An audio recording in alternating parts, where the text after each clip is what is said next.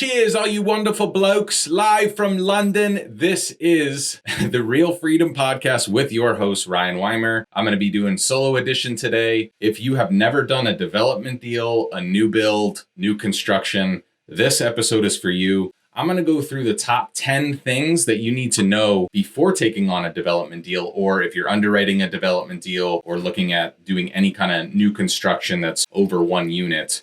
That's not just one single family home. It's either a multifamily or townhomes, or you have some kind of land development play. I apologize in advance if some of this stuff goes over your head. There's a lot of moving pieces in development, and I want to simplify this to a beginner level as much as possible, okay? The number one thing you need to know before you underwrite a development deal is the risk reward. There's massive upside and massive downside, and timing is everything. So if you've never done a development deal before, I would highly encourage you to partner up on your first deal, because this isn't like wholesaling where you get a property under contract and then you get money back in your account from that assignment fee in 30 to 90 days, or even a flip, which could be 30, 60 days, or it could be an entire year, depending on the scope of that flip. This is the big leagues. This stuff can take a year to 4 or 5 years, depending on the city and area that you're in. Obviously, if you're in a blue state, a liberal leaning state, has a lot of red tape, a lot of environmental checkpoints, building is going to be a lot harder and a lot more expensive and a lot riskier. So on that risk reward scale, where you build is going to have, unfortunately, a lot to do with whether you're successful or not. Are they pro housing? Do they want to address the nationwide issue of affordable housing, which is really just a supply issue that we don't have enough of it, and they don't, due to zoning requirements, not in my backyard, the NIMBY neighbors, not in my backyard type of stuff that you encounter in neighborhood meetings. And I can go on a whole rant about my experiences there. But where you build matters. If you're in a conservative state that's pro-building or pro-housing, then yeah, you're going to be a lot more successful than if you're trying to build in a blue state. It's not impossible. It's just you're really facing an uphill battle if you're trying to go outside of a red state. That's number one. And that's on the risk reward spectrum too, right? You have to take that into consideration. Number two, there is a lot of gray area when it comes to development. What do I mean by that? Well, when we say a property is entitled, and maybe I should go a step back. When you buy a piece of land, it may or may not have water. It may or may not have power. It may or may not have sewer. It may need a road. It might be rural. There might be an access road or something that's needed. All of these are variables that add a considerable amount of cost. Okay, before you even start looking at the actual build itself, you have to look at the infrastructure available. Then in addition to that, you have to look at what are called entitlements. Entitlements is just a fancy word for how far along are you in the permitting process? What do you have approved or not approved? Every city and county is different. So when somebody is looking to sell a piece of land, it could be just the land and nothing else. Or it could be the land plus maybe you have design review approval for townhomes. Or maybe you have approval from planning and zoning to build a multifamily structure. Those approvals, those documents and drawings add value to the property because they take a lot of time, a lot of effort. The review process to actually get something from the time you buy a piece of land, depending on your city or county, to when you actually get a build permit in hand so you can start construction, can be anywhere from 3 months on the lowest side that I've ever heard to multiple years. And we're going to talk about that on the 43 unit. I'm sure you can guess what end of the spectrum that was. But when somebody is looking to sell a piece of land, it could be not entitled at all, or it could be fully entitled, or it could be partially entitled. And something that really shocked me when I was starting out is I noticed in listings, right, there'd be the listing of the property and listing of the piece of land, and brokers would say, this is an entitled piece of property. Well, I didn't know that there was a difference between fully entitled,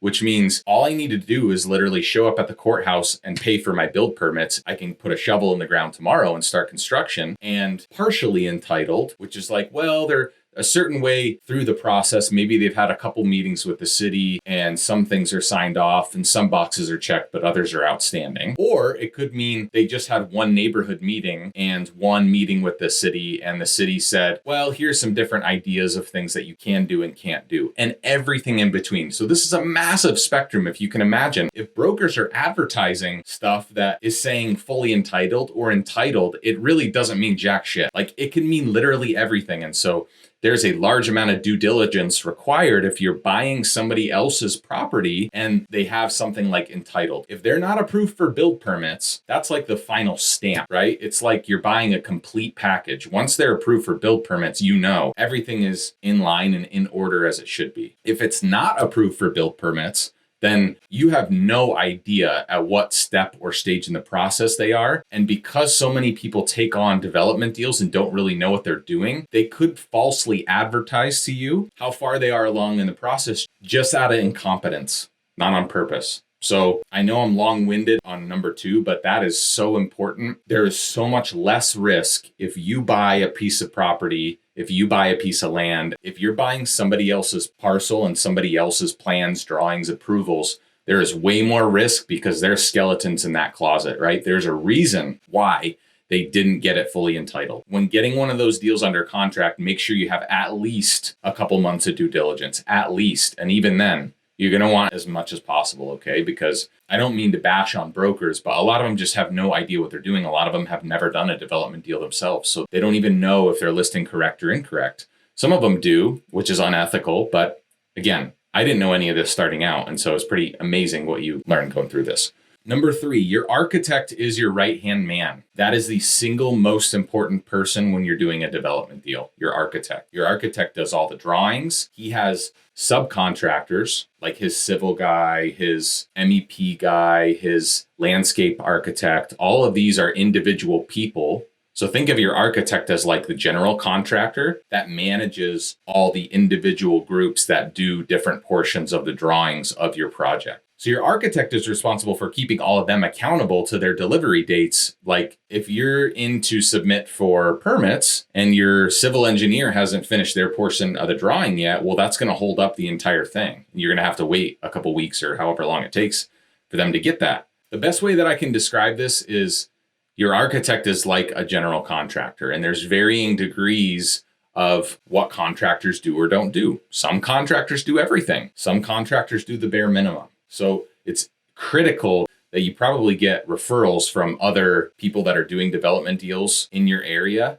because not only are they responsible for getting everything in on time and managing all the other people that are doing the drawings as a part of the collective package, but they also have relationships with people at the city and can get things moved at a faster pace based on their relationships with the cities. And if you pick the wrong architect, well, all of a sudden now you're going to have some additional friction from the city because they're not going to like working with that person. But your architect is somebody that should know all the building code, should know the zoning code. Architect is responsible for every checkpoint along the way, all the way until you get build permits. That's the way it should be, okay? Now, if you have a crappy architect, you can supplement with people that are called land planners, development liaisons. Like there's a bunch of different names for people that know the individual city and county's permitting process that can help you shortcut some things or clear up some confusion if there's any questions. Your architect can make or break your project. So as soon as we get any kind of piece of land under contract, the architect is who we send that first email like, hey, I think this is the zoning here. Can you check on how many units could we put in here? How much spacing does there need to be? What are the setbacks, right? What kind of utilities are available near the site?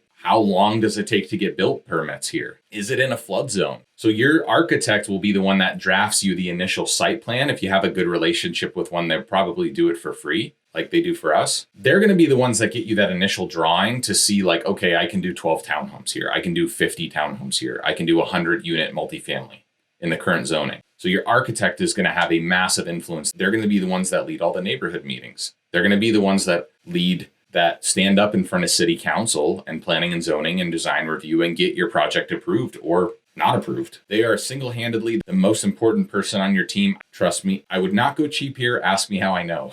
Number 4, being in person matters. Why the hell does being in person matter? It's the year 2023. Everything's done over Zoom anyways. Why does being in person matters? Well, when you peek behind the curtain about how new construction and development actually gets approved, it's all politics, and it's all money related. And it still operates like the good old boys club. Some areas are worse than others, but being in person and actually showing up to the county clerk's desk every other day, asking, where am I in line for review? What's the status update? Hey, I was here 2 days ago and you said it would be done already. What's happening? That really, really matters, because if you can only call and email to get updates on your project, nobody's going to give a shit about you or in return your call and emails. That's just, you're dealing with DMV style government employees that hate their job. Okay. So that's why being in person matters. It shouldn't, but that's just the way it works. If you're trying to do a lot of this stuff remote and you don't have somebody working on your behalf in person, it's probably going to add 30 to 40% timeline to your approval process. It's that significant. So we have leads come through our system all the time. And I hear this a lot with sellers. Well, you could level this home and build a fourplex, or you could add a duplex onto the back of this lot. The truth is, most development deals worth doing need to have a certain economies of scale. So they need to be a certain size to actually pencil out. And the reason for that is a lot of your costs for reviews, for dirt work, which we call horizontal work. That's like any dirt moving that needs to happen on the property, any utility hookups that need to happen, any water or drainage, any environmental studies or surveys that need to be done on the property. They're not going to vary a ton. The cost with doing a 10 townhome project versus 120 townhome projects for those items is not linear, meaning the more units you can add, those costs are going to remain relatively the same. Even if your site is a little bit bigger, you're still going to have those fixed costs. So for us, we have a 12 unit minimum. And honestly, after what I've been through in the last couple of years, I think we're going to make it a 20 to 25 unit minimum on something that we would do. Just because your average seller, your average Joe has no idea what the numbers and process actually looks like for building a property. And so, yeah, putting a duplex in the backyard or leveling the current home to put a fourplex, like the numbers just don't pencil out. You need to have economies of scale. You know, if you're buying 120 townhomes worth of lumber, you're going to get a pretty sweet pricing discount just on lumber alone. You could probably save 500 grand versus doing it on a 10 townhome project. So economies of scale really matter. And the bigger the project, the more flexibility you have, the more profit margin you have, the more weird things and the more buffer that it gives yourself to actually make it a success. All right, number 6, rezones. Oh boy, I hear this from sellers or from broker listed properties all the time. Well, the property across the street, I mean, they got it rezoned to R20. So now you could do that. And now instead of 10 units, you'd get 40 units. Guys, the unfortunate truth about rezones is they're not a guarantee. And honestly, my experience has been a 30 to 40% rate, at least in Boise, Idaho, which is a red state. So I imagine your chances of getting something actually rezoned, even less than that in the blue states or places with more red tape. You have to look at this property not on woulda, coulda, shouldas, not on what ifs, not on a hope and a prayer. You have to underwrite it, and it has to be profitable based on what it currently is. Another mistake that I see all the time, let's say you buy an acre property and it's 12 units per acre. Most people work under the assumption, oh, okay, I can get 12 units on there. That's wrong. That's the maximum amount of density. The city is going to chop you down and make you do 6 to 8 units because you need green space, you need parking, you need guest parking, you need handicap spots, you need sidewalk, curb and gutter, all of these that take up space on your site. You're not even able to get to the allowance that the city or county is giving you per the code. Just as a really rough rule of thumb, for our area, when we're looking at underwriting something like that, we take a 2/3 density factor to that. So for 12 units, that would mean if the zoning is 12 units per acre, then we're underwriting at 8 units. And if we want to make the units really big and have more bedrooms, which means more parking, then it's going to be 6. I hope that makes sense. That's a really big mistake that I see. Could put you in a pickle if you're counting on all of those units. That will have a massive impact on the pro forma and running your numbers on that. All right, number 7, you guys know what it's like working with contractors. In development, you're going to have wild swings in pricing and wild swings in bids from contractors or builders. Just to give you guys an example, I had a parcel quoted about 2.5 years ago, and then I had that same parcel quoted today. The price that I received today on that bid on that same property was 31% lower than a few years ago. 31% lower. So on a $5.5 million project, that is over $1 million. That's insane, right? That's only for 12 townhomes. The bigger you go, the more of an impact that's going to have. And just to give you guys some context, in Boise right now, you can build things anywhere from about $120 a square foot all the way up to like $220 a square foot for like your really high end custom luxury stuff. This builder in Idaho Falls, where the 43 unit was, he quoted me $583 a square foot. One of the bids that I got. And when you receive it and you get on a call with them, he just laughed at him. I'm like, what are you guys doing? This guy just bid me $135 a square foot. What am I missing here? Like, if I had the land for free, I would lose $2 million building this out with your numbers. The reason for that, guys, is if people don't have a reason to actually bid the project competitively, then yeah, they're gonna shoot for the moon. As unethical as that sounds and is, they don't give a shit. So there's plenty of people that are used to West Coast pricing, and then they look at your Boise's, your Salt Lakes, your Denvers as a bargain. You're probably going to need anywhere from 5 to 8 bids when you're building this stuff. It's going to be more than like a normal flip, because you got your mom and pop GCs that do some kind of building. Okay, they do new builds too, not just flips. A lot of them do new builds. And then you've got like your commercial or industrial legit builders that do hundreds of townhomes, hundreds, sometimes even thousands of units a year. And so they have systems, processes, they get shit done way faster than a mom and pop GC could, but pay for it. It's worth it. Just know you're going to need to get a lot more bids than you would on a normal flip or remodel project. Number 8, this is the worst one. The city and county move at their own pace. So whatever timeline you're given when you talk to them initially or when you talk to your architect, I would double it. I would literally double it. Now, with interest rates where they're at and more builders pressing the pause button, not as many people developing new product, they're finishing up what they have, but you're not going to see a lot of people starting new projects as before.